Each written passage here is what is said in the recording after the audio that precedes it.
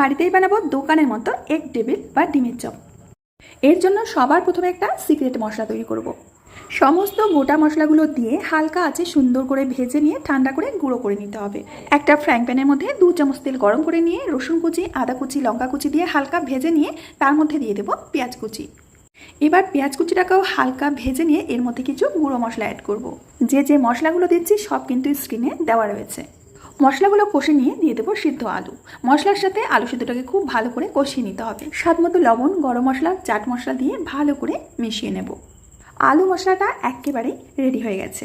আগে থেকেই আমি 5 থেকে 6টি ডিম সিদ্ধ করে নিয়েছি।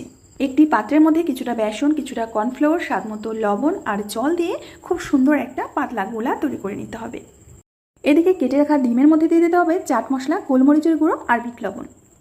এবার আমরা ডিমের চপগুলো তৈরি করে নেব। ডিমের চপগুলো বানানো কিন্তু একেবারেই সোজা, একবার দেখেই বুঝতে পারবেন। একে একে সবকটি চপ তৈরি করে নিয়ে ব্যাটারের মধ্যে দিয়ে দিতে হবে। একটা একটা করে দিয়ে দেবো।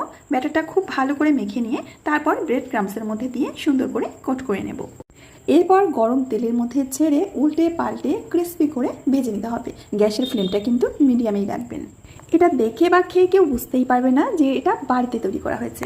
আশা করছি রেসিপিটা ভালো লেগেছে। ভালো লাগলে অবশ্যই লাইক, কমেন্ট, শেয়ার করবেন। আজ আসছি, আবার দেখা হবে নতুন রেসিপি নিয়ে।